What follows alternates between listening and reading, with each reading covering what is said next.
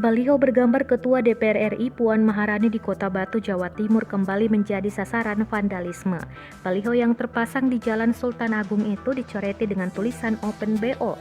Tulisan berwarna putih itu tepat berada di gambar Puan di samping kiri bagian bawah.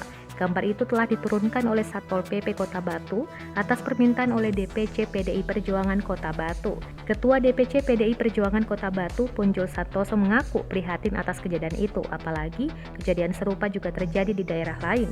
Diperkirakan vandalisme pada baliho itu dilakukan pada Senin, 23 Agustus 2021 malam dan baru diketahui pada Selasa pagi. Setelah mengetahui hal itu, Punjul yang juga menjabat sebagai Wakil Wali Kota Batu meminta Satpol PP untuk menurunkan baliho tersebut. Pihaknya masih mengumpulkan barang bukti berupa rekaman CCTV yang ada di lokasi. Setelah itu pihaknya berencana melapor ke polisi. Sementara itu Punjul mengatakan ada 5 baliho bergambar Puan Maharani yang dipasang di Kota Batu. Kelimanya tersebar di Jalan Panglima Sudirman, Jalan Raya Punten, Jalan Sultan Agung, Jalan Raya Mojorejo, dan di sebelah timur alun-alun Kota Batu. Yang menjadi sasaran vandalisme hanya di Jalan Sultan Agung.